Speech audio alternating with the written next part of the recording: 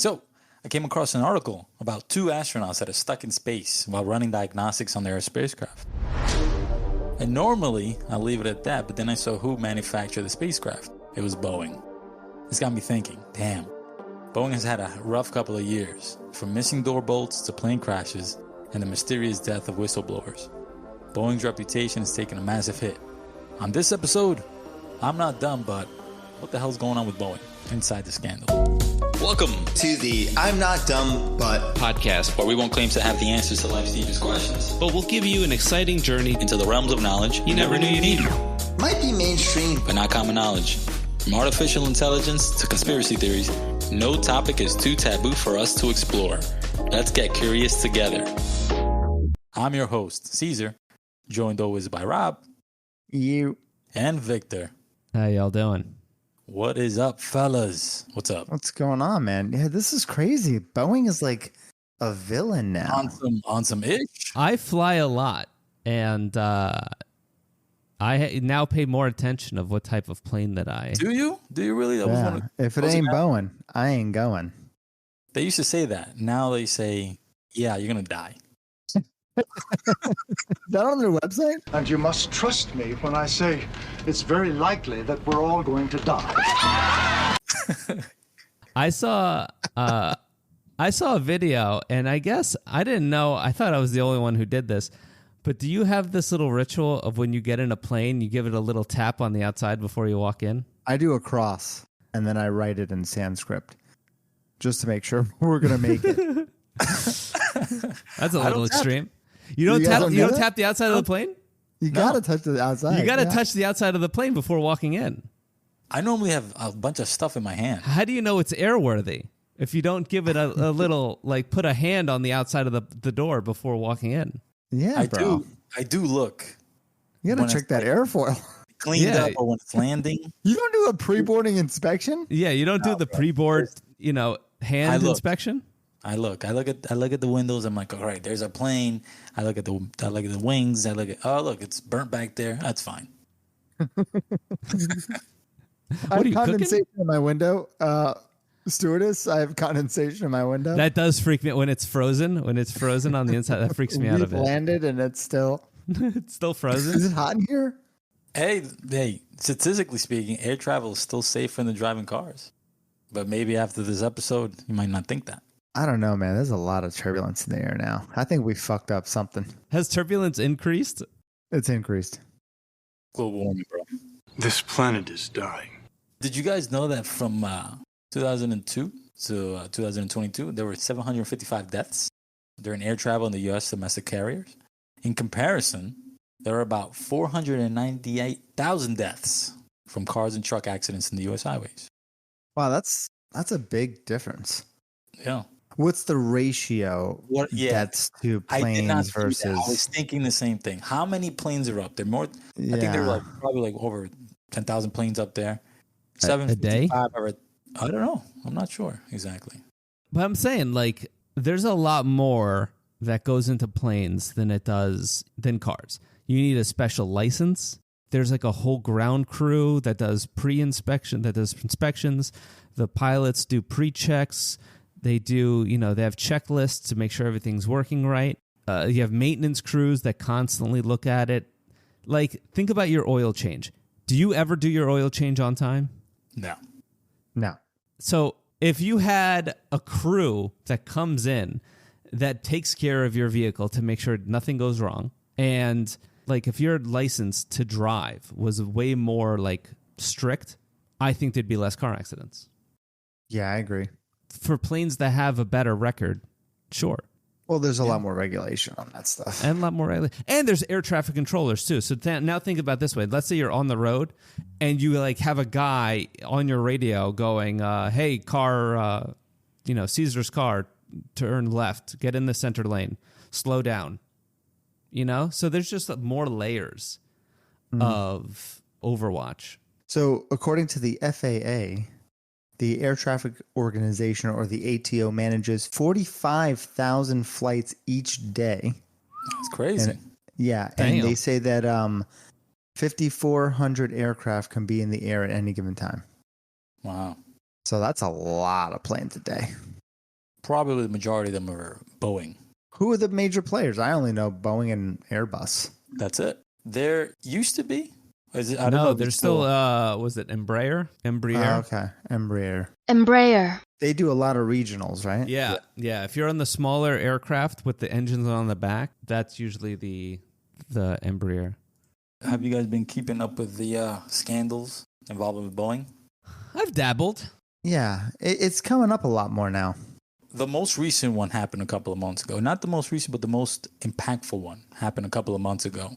I don't know if you guys remember the Alaskan airline flight 1282 that made an emergency landing in Portland after a door plug, a panel on the fuselage near the back of the plane blew out midair as the plane reached 16,000 feet. You guys remember that?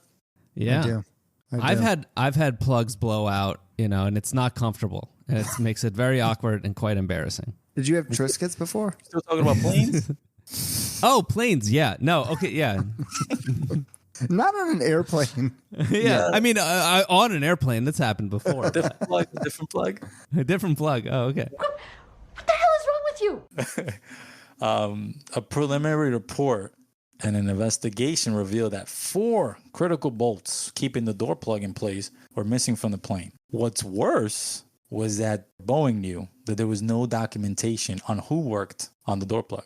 Boeing said that Alaska Air door plug was not properly secured in the first place because 2 different groups of employees at the plant were charged with doing the work, with one removing and the other reinstalling the door plug as the plane was passing along the assembly line. It was a shift change. It was Yeah, probably you can't get any work done. You can't do work on a shift change. Do work on a shift change. You can't start, a job on a shift change. That's true. That's true. Not even a shift change, more like an hour and a half. I can't do work. That's part of the shift. Like shift change, there's the time the shift actually changes, and then there's the hour buffer before and after. Like you can't start work right away, and you can't, But my thing is, the guys who took the door off probably did a good job. I think it's the guys who put the door on that might have missed a few bolts. The first group removed the door without creating the proper paperwork, and the second group temporarily blocked the door, thinking the plane is not going to fly because the door is blocked. The second group of employees believed that the paperwork existed, and it would probably prompt someone else to put the bolts in. Not my job, not my problem. So the first group took off the door, didn't document it. The second group saw that there was no documentation and was like, you know what? Someone's probably going to look into it. We'll leave the door the way it is. The epitome of, that's not my job. I mean, that just sounds ridiculous. Where's the QA guy? And that's an issue that Boeing has. So there's no one checking to make sure these bolts are on. It was this job of the second group. The second group was supposed to check. It's been half-assed at best at Boeing and their manufacturing facilities and their assembly lines. Manufacturers use door plugs to seal off unused exits. So every exit on the plane requires routine maintenance and frequent inspections. But if a plane has less than 190 seats, the federal rules allow air carriers to disable these exits and plug the openings. So what Boeing does is if there's less seats, less than 190 seats, they seal off these exits. And one of these doors that was supposed to be sealed with these 4 bolts wasn't properly sealed. So when the plane reached 16,000 feet, exploded out. Landed somewhere in some house somewhere. Oh, they found the door? Yeah. And it was in some guy's backyard? Rob was worried. I was just wanted to make sure they could find the door. Not the plane? Well, the plane is going to land, right? If a door explodes or gets sucked out mid-flight, you think the plane's going to land if you're on it? Yes. Yeah. I think so. Yeah, you guys have too much There was a faith. plane that lost its roof and it landed just fine. Really? I think those planes Yeah. can take a beating. I mean, I'm sure everyone shit a brick, but It's like I picked the wrong week to quit smoking. Or are we seeing like Boeing just like riding the line of it, just what is legal and what is not legal? Is that what we're thinking or what? No, we are seeing Boeing take the line and erase it. And erase it and erase it and erase it. it's corporate culture. It's poisonous Poison. corporate culture. But that's the most recent big scandal. But to truly understand the depths of the scandal that Boeing finds itself in, I want to talk about a crash that happened in 2018. I don't remember. I don't know if you guys remember the Lion airplane crash a couple of years ago? No. Let me refresh your memory. Well, we begin with breaking news. A Boeing 737 plane that left from Jakarta, Indonesia is missing. It took off from Jakarta International Airport at 6:20 on October 28, 2018. Less than 12 minutes later, it smashes into the sea, killing everybody on board. 189 people died. Based on investigations that was conducted, this flight was doomed from the very beginning. So at 6:18, the plane receives clearance to take off from the international airport. At 6:20, they started receiving unusual readings while on the ground. The cockpit started to display different wind speeds, and the plane's angle of attack sensor disagreed by 21 degrees. So the angle of attack is this little... It's like a little flap, right? Yeah. It's a little flap that measures the orientation of the plane while it's in the air. And fun fact, the angle of attack is what the Avengers used to defeat Thanos. Oh, Yeah. that's where I knew it from. Yeah. Got it. Yeah. I thought they used the time heist. That was in the Italian Job. That was the second thing. Time travel. Am They I got the the angle only of one attack. who watches these fucking movies? I They swear got to the angle of fucking attack, God. and then they went back in time, or they went forward in time, whatever the hell Captain, whatever that Okay. man did. Don't worry, Caesar's gonna tell us in 5 minutes, and he actually never saw it. No, I saw it. And I saw then them. he's gonna next week he's gonna watch it. No, next no, weekend. I actually saw them. They're good. Oh, you saw them? Yeah, I okay. actually saw them. Yeah. She hasn't seen Lord of the Rings yet. No, I He's won't. working on that one. That's Yeah, no. give this guy some credit. Disappointing. So at 6:20, sensors began recording two different airspeeds. The first officer asked the captain, "Yo, man, I think we should turn back around," but the captain didn't respond. A minute later, the first officer reported conflicting altitude readings more than 200 feet apart. A minute after that, the plane's sensors showed significant disagreements in the angle of attack. At 6:23, there's a control that warns of possible stall in the plane. So the plane was receiving conflicting warnings about having both excessive speed and insufficient speed. So all the telemetry, everything seems to be off. At 6:31, the plane is warned of a rapid descent and approaching sea. There was almost no time to react. At 6:31, 53 seconds, MCAS, a system used to help navigate the plane, is activated. 1 second later, both the flight recorder and the cockpit voice recorder stopped. Air traffic control unsuccessfully attempted to contact the pilot 6 times and asked other planes in the area to assist. At 7:05 a.m., a tugboat found debris, later confirmed to be from the plane JT-610, and there was no survivors.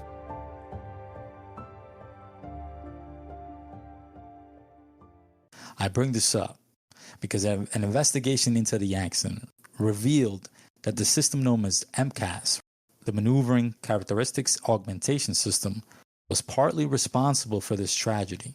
But they also mentioned that the actions of the pilots were also questionable. Indonesian authorities concluded that the design and the certification of the Boeing 737 MAX, coupled with an overwhelmed flight crew, led to the death. I want you guys to remember that. I want you guys to remember that MCAS system and also a overwhelmed flight crew. Because this is going to be. What do they mean by overwhelmed? Like overworked, or they just weren't comfortable with the equipment? Meaning, Well, they weren't whelmed. So they were. what? Well, would they this be? were whelmed. They were whelmed. They Just started overly whelmed, and then they got to a state of overwhelmed. Got it. So they were probably okay. This is okay. This is okay. Oh no, this is not okay. This is not okay. Investigators found during the 11-minute flight on the Boeing 737 from Jakarta, the captain and the first officer struggled to coordinate with each other as the emergency grew more severe. And the MCAS system, which I mentioned earlier helps navigate the plane, forced the nose of the plane down more than 20 times during the flight. The first officer failed to remember the checklist he should have had memorized and then struggled to locate emergency checklist in the flight man. This is all from the investigation. So improper training, we're thinking? Improper training, or they were just wasn't ready to fly this plane. So I'm assuming that this MCAS system was telling the plane to do something that didn't need to be done. Yes, you would be correct. And it was forcing the plane down. You would be So correct. why couldn't they just turn it off? Is that possible? They did turn it off. It turned it off? Yeah, they turned it off, and it didn't do anything. Yeah, according to the investigation, this MCAS system turned on 20 times, doing the same thing each time, bringing on the nose of the plane. Yeah, but you can't disconnect it. Apparently not. I meant turn it off, as in like turn it the fuck off. Complete it off? Apparently not. It's like when you're cooking, right? And your smoke alarm keeps going off, you just take it off. You just turn it off because it's like... Yeah, you got to turn that shit off. Yeah. It's not a fire. You don't go to it, take a towel, and just say, stop it, stop it, stop it. But what, I'm going to negotiate with a fucking smoke alarm? Like, no, I'm just going to rip it off the fucking wall. We don't negotiate with terrorists. It doesn't, no. That's true. It doesn't have eyes. Yeah, if there's a fire, I'll deal with it. Just pour water on it, especially if it's grease fire. After this incident, the FAA and Boeing warned pilots about this MCAS system and told them, hey, this can happen, and gave them directions on how to resolve this issue. Turn the plane off and on. Or just, can you take out the plane and just blow into it and maybe it'll start up again? Yeah, like a that game? too. Yeah, you got to clean out the engines by blowing into the cartridge. The cartridge, the plane cartridge. That was the first plane crash in 2018. The second one came 6 months later on a fateful day in March 10th, 2019. Good morning, everyone. Welcome to your new day. We do begin with breaking news. U.S. aviation investigators and a technical team from Boeing are headed to Ethiopia tonight. That's where a new 737 MAX 8 jetliner crashed today, minutes after taking off from Addis Ababa. At 8:38 local time, an Ethiopian Air Flight 302 on, again, the same plane, 737 MAX, took off from Ethiopia's airport on the way to Nairobi, Kenya. However, within a minute of takeoff, the first officer reported a flight control issue to the control tower. Shortly after, the MCAS system engaged, causing the aircraft nose to pitch downward. Despite the pilot's effort to regain control, the MCAS system activated again, worsening the situation. Tragically, 6 minutes into the flight, the plane crashed, claiming the lives of all 157 people on board. After they did an investigation, and they found that the angle of attack sensor triggered the MCAS system designed to automatically push the nose of the plane downward. So they had a faulty sensor and triggered this MCAS system. And now, why do I mention these two? So, do all three incidents that occurred have a commonality? Well, it sounds like they're both 737 MAX. Yeah. All three? Yeah. So these are the ones that kind of put Boeing on the radar now. Yeah, those two crashes, because after those two crashes, they grounded all flights all around the world. So the main reason Boeing is caught up in all these scandals and has developed a poor reputation is simple. It's the company's prioritization of profits over safety and quality. Stabby, when you heard that before? It's like a tale as old as time. Tale as old as time. That Beauty and the Beast? Yeah. Wasn't that the point of the movie? So the Beast is Boeing? The Beast was building faulty 737 Maxes. If memory serves me correct, in the castle, he made his wealth from building 737 Maxes, faulty 737 He was Maxes. the largest distributor of MCAS systems in the largest I have read that. in all of France. He distributed faulty airplanes. And when Napoleon found out about it, he turned him into a beast that no one would love. I was trying to be hospitable. So all like the teacup and everyone, those are all whistleblowers who are stuck in the... Is that the Portuguese version? No, that's the version I saw. That's the version that Disney showed the one me. Disney put out, yeah. That's the one Disney showed me. They could have changed it. They do like to change it. They might have revamped it a bit, yeah. This isn't the live version. This was the cartoon version I'm talking about. Yeah, okay. We invite you to relax. Just pull up a chair as the dining room proudly presents your dinner. All of this is what we're going to talk about tonight. It's always going to come back to this. They put profits over everything else. Hashtag capitalism. Based on my research and based on all these articles, you can probably attribute this shift in corporate culture and operational priorities to a merger between Boeing and McDonnell Douglas, which was one of its competitors at the time. And while Boeing was known as a company for its research and development, its stock price didn't really reflect its success. But executives from McDonnell Douglas always prioritize maximizing profits and shareholder value. And one of the ways to do that, cost-cutting measures. About your R&D. It transformed Boeing from an engineering firm into a business focused on low cost and fast production. So this is the scoop. You guys are going to love this. So in 2010, Airbus, Boeing's main competitor, designed a more fuel-efficient plane with more fuel-efficient engines that didn't require any extra training for pilots. So what do you guys think Boeing did to create a fuel-efficient plane? Drop weight, use cheaper products, increase the, manufacturing time, or decrease the manufacturing time, I don't know. Close enough. What they did was they didn't want to lose market share to Airbus. They were strapped for cash. So instead of designing a new plane, what they did was they took an existing 737 model that they had and they just added larger engines. These larger engines were more fuel efficient. However, adding these engines should have required a new engineering around the 737 model because that model was already 45 years old. Yikes. It's all about cost cutting and maximizing profits. You didn't have to do any R&D. Take two engines, boom, put it on an existing plane. And you don't have to teach the pilots how to use the new equipment. Yeah, but hold on. No one did like someone do the math to make sure the old plane can support the new engines? Good question. I'm like, listen, I'm not an engineer, but like I would think some sort of math is required. Neither were these guys. What do you mean these guys weren't engineers? What do you mean?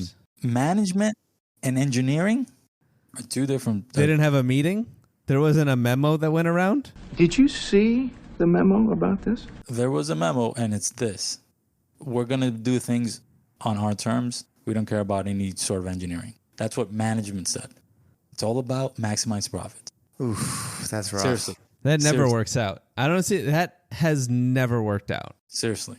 Anything to save a buck, anything to get out the planes faster is what the directive was. You mentioned earlier, did anybody do any sort of testing to make sure that these engines, worked? Well, I didn't even ask testing. I just wanted math. I mean, there's got to be like a whiteboard somewhere with some equation going. Is X less than or equal to Y? It's like, yeah, we think. It seems good. Close enough. Yeah. I don't know. Yeah. I have an MBA, so I'm not going to listen to some engineer. That's just a straight shooter with upper management written all over him. Yeah, that's exactly what happened. I saw YouTube videos where like, yeah, they just put a whole bunch of MBAs into management and they just literally just fucking shit it all over the company. Yeah, but how was the stock price? Probably phenomenal. Good question. Phenomenal. Oh, but this was after. They realized they had an issue with these larger engines. They had to be put further back on the plane.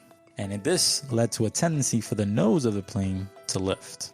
To counteract this, they hacked their way and they created the MCAS system to automatically lower the nose when it sensed that the nose was high. They saved money. And at the time, Victor, you asked me how was the stock price? They sold a bunch of them. Stock price was booming. Because everybody on Wall Street saw cost cutting, more planes. However, Boeing decided not to inform pilots about the MCAS system because informing them and training them had an additional cost. They realized that the airlines would have to take their pilots off duty, train them on this new system and how to handle these new 737 MAX because they were not maneuvering like the original design. And they even deceived the FAA by claiming that the MCAS system did not require pilot training, and they even went as far as to remove it from the training manuals themselves. Oof, that is not good. Cost cutting. Maximizing that saves on paper too, because now you don't got to put it in the manual. No, you don't got to train these pilots. They know how to fly. They know how to fly. Yeah, just keep it level. Out of sight, out of mind. You want to go up, you want to keep it level, and then you want to go down, but not like hard down. Yeah, smoothly. Don't go too far down. If you could just keep, yeah, and don't go too high up either. Yeah. Just stay right there. Just stay right there. Yeah, it's all right. We got the MCASs. We hope you enjoy the rest of your flight. By the way, is there anyone on board who knows how to fly a plane? Remember that first line air crash where the pilots were blamed for not doing the right procedure? That's because they were never trained. And even when the FAA and Boeing released memos stating that the MCAS system could malfunction and how to fix it, it still didn't matter. Evidence shows that the pilots on the Ethiopian airline, the second crash, although relatively young, did what they were supposed to do, and it still didn't matter. So, how about that? How about that? Sharp guys. So this is really. So this is Boeing. Yeah, this is Boeing now in a nutshell. Saving any way you can, and that during simulations, pilots testing out these planes noted that they couldn't control these planes and were getting screwed up readings. And we know this because there were internal employee emails leaked from 2013 to 2018 stating just that. So Boeing knew and still told no one until this should happen. Oh, these pilots are reporting this to what, their airline? They were sending emails to each other. I was going to say, because why didn't someone else jump in? No. It was the Slack. Like he was like, Slack, crash, possibly, emoji, smiley face, question mark, winky face. Would you fly on these planes? Hell no. Yeah, sorry guys, can't make it to the party in a month. Flying the 737 today. LOL. LOL. Good luck, brother. Tomorrow. Safe travels. Angel emoji. Does anyone know where this plug goes? It's like I picked the wrong week to quit drinking. So that's what we're dealing with. That's why these two crashes kind of expose Boeing and give us an insight into their dealings, the culture. Prioritization of profits over safety and quality also led to a change in the company culture. And it was crazy because Boeing was founded in 1916 by William Boeing. In the early years, the company was full of engineers pushing for innovation and creativity, which led to great success. And like as I mentioned, after the merger, it was all about keeping Wall Street happy, lowering cost, outsourcing, because that's one of the things that they did. They literally outsourced every part of the plane and had it manufactured in all different parts of the world, and then they would just put it together. Well, I gotta think to run a business to create planes, it's gotta be expensive. Yeah, it's gotta be expensive. I mean, if they didn't do certain things like that, probably they started shifting over to this way just to stay competitive, or else they would have just merged with another company too.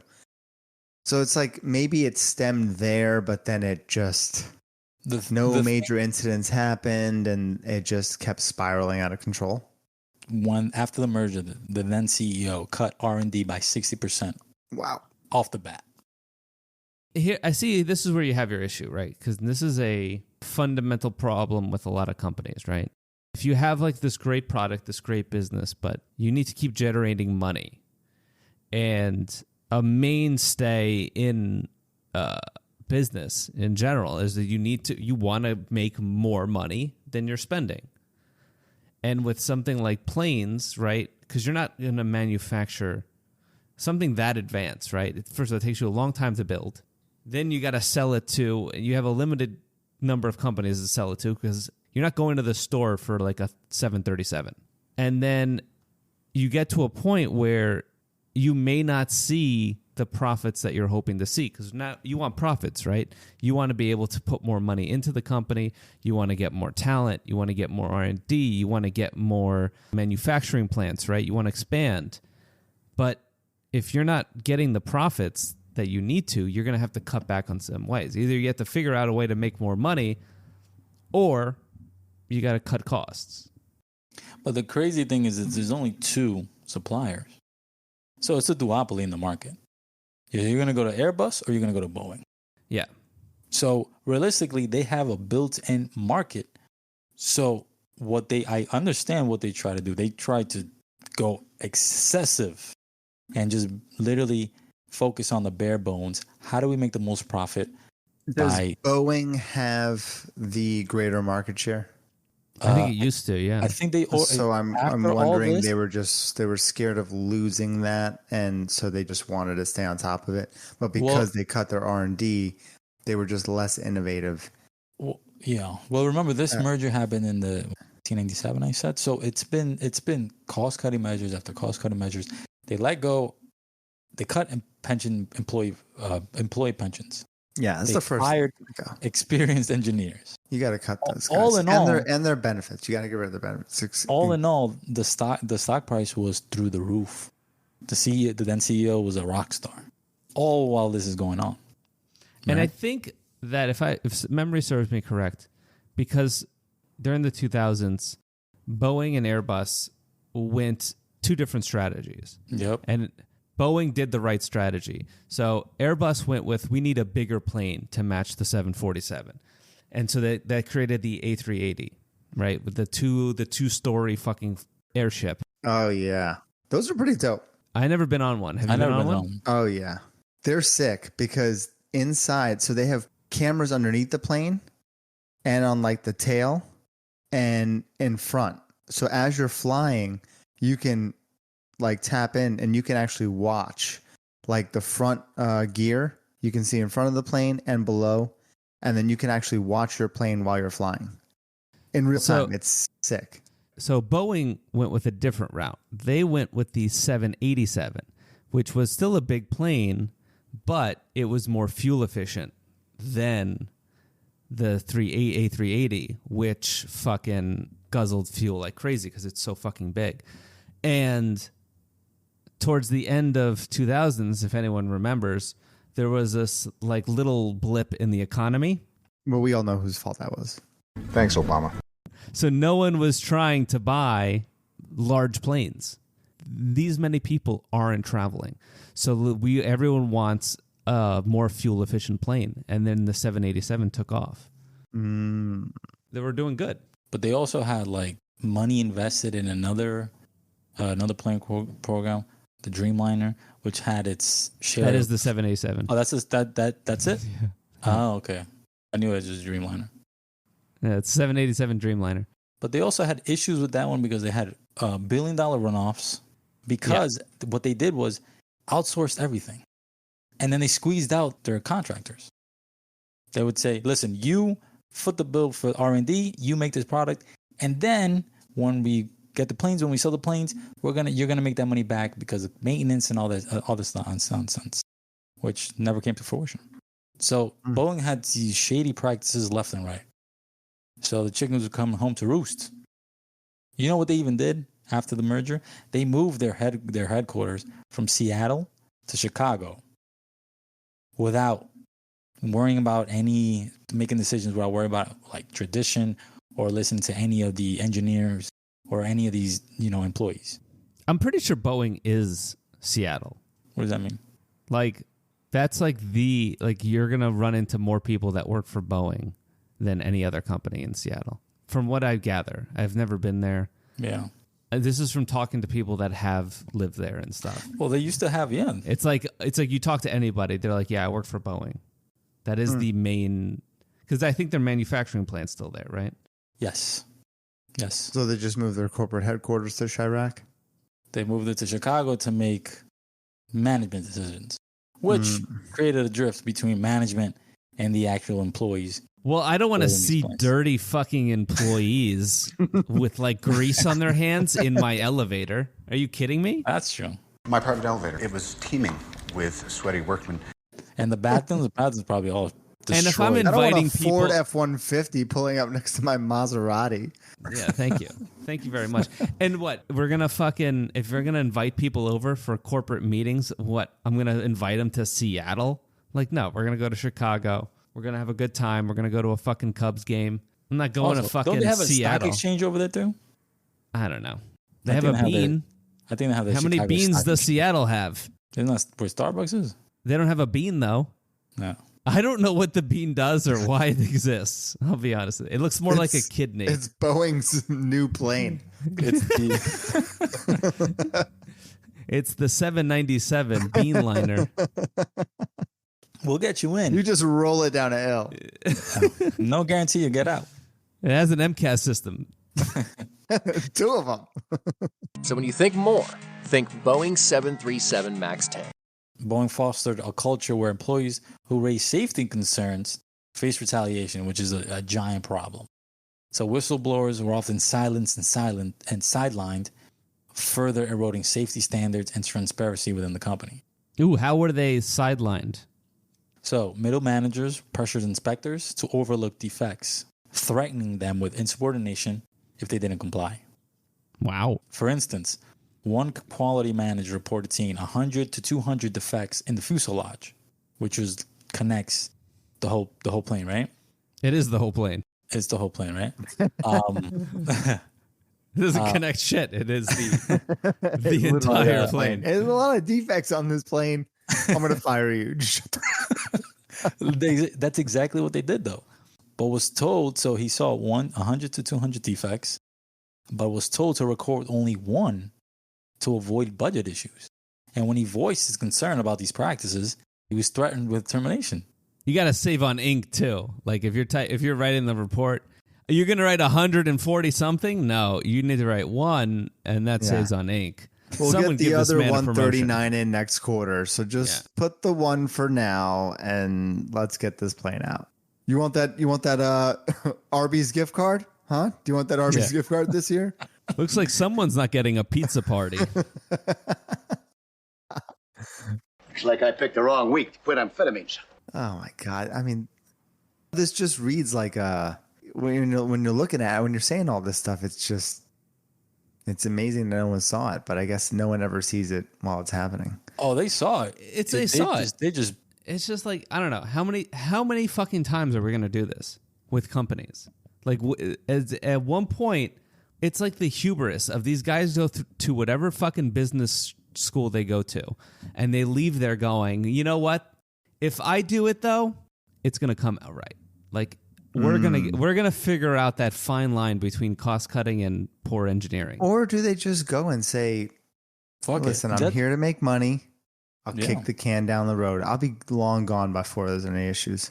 Maybe. It might be an ethics issue here. Sounds like an ethics issue. It's only if they had an ethics class. They do, but it's an elective. No, I know. I was being sarcastic. That was a joke. Outgoing Boeing chief Dave Calhoun, who faced bipartisan criticism for the company's safety, transparency, and quality standards, he even acknowledged that the company retaliated against employees who raised safety concerns. Who is this guy? This is the CEO. Of when all this stuff was going down? When all this stuff was going down. Oh, so is he going to jail? No. Oh, he's not going to jail? He's not going to jail. Is he getting any type of punishment whatsoever for, allowing this type of misbehavior? He actually, in an exchange, I think, with Senator Blumenthal, said that he was actually proud. Senator, I'm sticking this through. I'm proud of having taken the job. I'm proud of our this safety record, and I am You're proud of this safety proud record. of our Boeing people. You're proud of this safety record. I am proud of every action we have taken. Every action you've taken? Yes, sir. Wow. There's some news for you. You're proud that the hundreds of people have died under your fucking... The crazy thing about it was that family members of the deceased were right behind them showing pictures in that Senate hearing. Oof. And this guy in the microphone, I'm proud of my record. I love that name though. I mean, with a name like that, that's a CEO name, man. That's a CEO name. That's a strong name. Yeah, that will shit on the company but get an $80 million payout. Wait, he's getting paid out? Well, you got to get paid out. It's in his contract. These guys they walk away. If anything, Dave Calhoun, with his Virginia Tech degree in accounting, is given $15 million worth of Boeing shares in installments of 3 years, is proud. Under his watch, planes were just falling out of the fucking sky. Yeah. We live in a bad timeline. Yeah. They need to fix this thread. There is no justice in this fucking world. I don't know who I need to talk to, but I mean, in this situation, nothing's going to happen, or something's got to change. What do you mean? He just got paid. I mean, with Boeing, though. So the Senator Blumenthal said that this is a culture that continues to prioritize profits, push limits, and disregard its workers. A culture where those who speak up are silenced and sidelined while blame is pushed down to the factory floor. A culture that enables retaliation against those who do not submit to the bottom line. That's what Senator Blumenthal said to outgoing Boeing chief Dave Calhoun for his part of growing a culture at Boeing. And I don't know if you guys have listened to the news. There were 2 whistleblowers in the news, Boeing whistleblowers that kind of died. Did you guys hear about that? Kind of died? Yeah. Well, they died, yeah. Under mysterious circumstances. Were they poisoned? The first one was John Barnett, who was an employee for over 30 years. Stabbed himself in the back 30 times and then hung himself? Almost. Hey, that's if I was to take myself out, that's how I would do it. You would stab yourself in the back? Yeah. No, I'd shoot myself in the head 3 times. Oh. And then hang myself. Then hang myself. In that order. So, yeah, and then write the note. That doesn't match my handwriting. Write the note with my blood on it. So this guy kind of did the same thing. Oh, the way to go. He was found dead from an apparent self-inflicted gunshot wound just days before he was supposed to testify against Boeing. Oof. In the days leading up to his death, John Barnett was providing a deposition about Boeing's safety lapses in Charleston, South Carolina. Crazy thing about it, he retired, and then he was just giving interviews left and right. So for him to just shoot himself just days before he started the trial, it's kind of weird. Suspicious? Kind of weird, right? Little stitious. Little sus? Little sus? Yeah, that's sus. That's suspicious. The second whistleblower was Joshua Dean. He was a former quality auditor at a key Boeing supplier who raised concerns about improperly drilled holes in the fuselage of the 737 MAX jets. He passed away. His family reported it. They said that he had fallen ill after contracting the MRSA bacterial infection, and he went from healthy to dead in 2 weeks. Also a little stitious. Crazy thing about it was that these whistleblowers died a month apart. Wow. Coincidence? I'm not saying it. You're saying it. I didn't say it. I'm just questioning. I'm just questioning. MRSA and die. Listen, I don't know anything about Boeing, so I think I'm safe. Neither do I. Yeah, I fly them all the time. That is suspicious, man. That's a little too coincidental for me. So what's Boeing's body count so far? 150, 189, couple of whistleblowers. And then the ones we don't know about. The crazy thing about it is that these whistleblowers are talking about how all these assembly lines have just these poor quality, poor maintenance. All these planes are just like filled with shit that is not supposed to be there and not top notch. And if you bring it up to them, they'll tell you you're fired. Yeah, next week we're going to see Boeing's like, yeah, we're going to replace the yokes with these submersible controllers. We got them on sale for some reason. These things are great. We bought them all from GameStop. You show up to a Boeing plane, you sit down, the ACs don't work, but you have a whole bunch of rotating fans. It's like, don't worry, they work. They work. Ice Cube. And if you thought that was amazing, you just wait. You guys are probably thinking, where are the regulators and all this? What part did they have to play? Where's the FAA and all this shit? Yeah, I mean, the airline is a highly regulated industry. I'm surprised that a lot of this stuff got through. For decades, a troubling close relationship between Boeing and the FAA has been cause for concern. Critics allege that the FAA delegated an excessive amount of oversight to Boeing, allowing the manufacturer to self-certify critical aircraft systems like the MCAS on the 737. This reliance on internal Boeing checks rather than a rigorous independent scrutiny by the FAA is believed to have what played a role in the system's flawed design, as well as all these other fuck-ups. So there's a close relationship with the FAA and Boeing. Well, that doesn't help. I mean, so what? They go to the same whorehouse? Like, they go to the same brothel? Yeah. Well, probably. You know, a lot of these companies are probably schmoozing off the record these federal employees. On the record. But, they don't... If they had continued... Listen, if you build a company, I understand giving them a kind of a pass. If you've built a company on such a great reputation where they're like, yo, your planes are fucking amazing. You guys are doing such a great job. We'll give you a pass. The issue comes in when the company starts doing something different. And again, I think the reputation's great, right? I'm like, oh, they've been good for the past 30 fucking years. Why would anything be different now? And then stuff starts going wrong. And then these companies bitch if regulators get even more strict on them. And you're like, well, you lacked. Like, you fell apart. And we trusted you. So we can't trust you anymore. You're at 100% correct. Initially, they delegated a lot of these things because Boeing was the crown jewel that it was. And who else would know any of these systems, any of these parts, but engineers from Boeing. Over time, they delegated more and more and more responsibility. On top of Boeing, lobbying extended to advocating for legislative changes that reduced regulatory burdens on the aviation industry. There's a stat that Boeing spent $206 million on federal lobbying from 2010 to 2022. Through $206 million lobbying to get less regulation. For over 12 years? Yeah.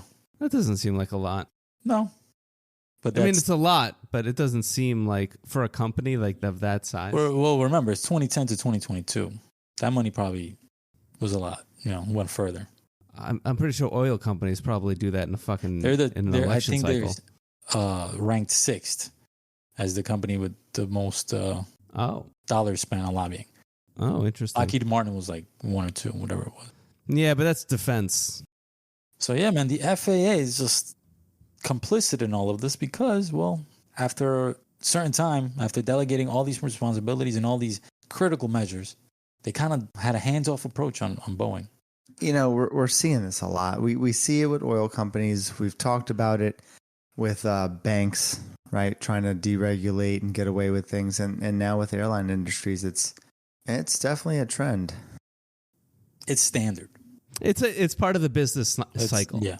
It's part of the business cycle. Create a great product, make it amazing, then it sells a lot, and then you get an itch that you need more money. And then you're like, well, we need to cut costs everywhere we can and draw more investors. So we strip it down till it's like on the verge of like collapse. And then get a buyout. Then get a bailout. Or just sell the company. Or just fucking whatever. Well, I'd imagine like when Apple creates a phone or whatever and they just, change the features, update the software, they can create new things that will draw in for people to buy phones every 2-3 years.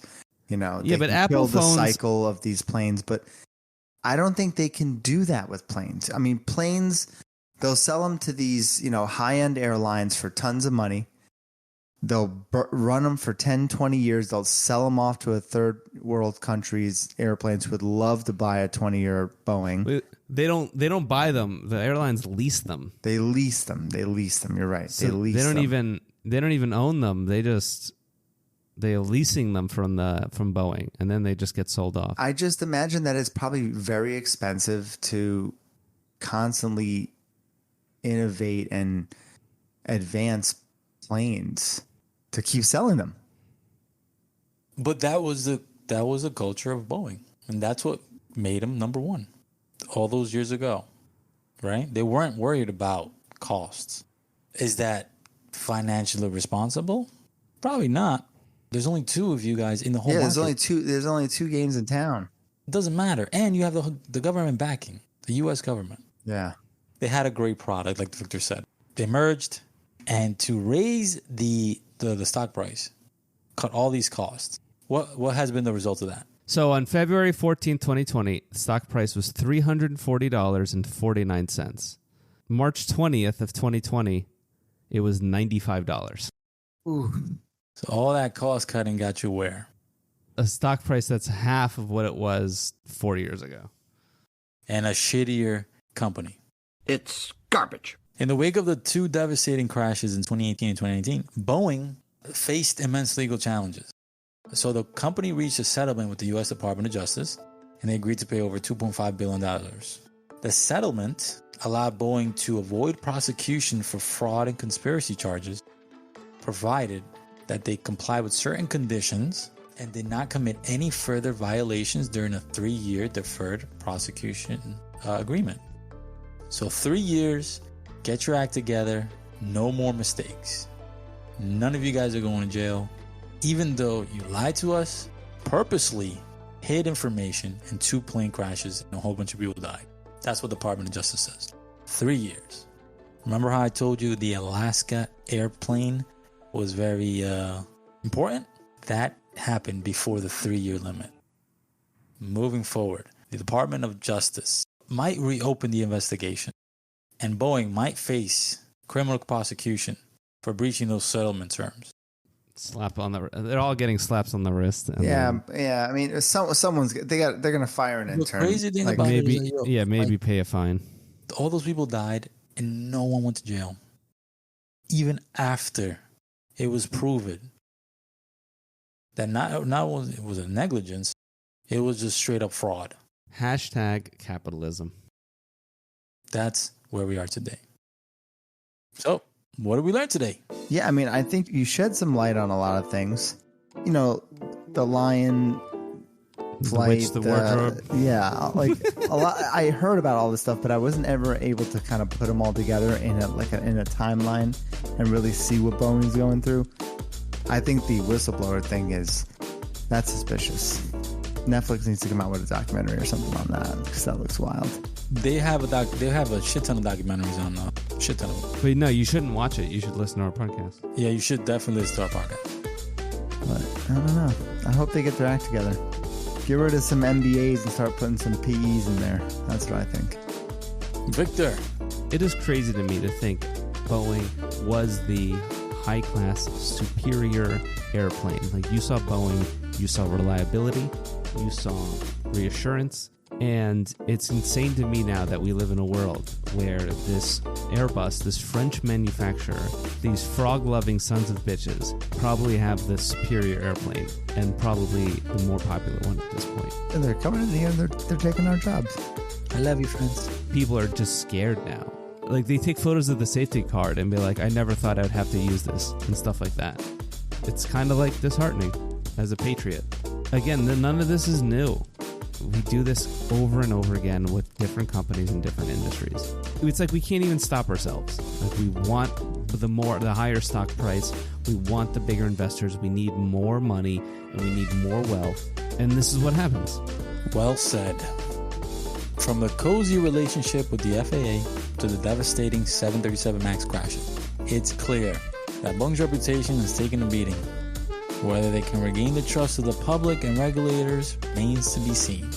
But one thing's for certain, the future of Boeing will depend on their commitment to safety and transparency. If you enjoyed today's show, hit that follow button. Spread the word of this amazing podcast you discovered. We want you to be an active part of our community, whether you have questions, suggestions, or just want to share your thoughts on our topic. We want to hear from you. Find us on Twitter at I'm Not Dumb But, and on YouTube at I'm Not Dumb But Podcast. Until next time, fly safe and stay curious. Deuces.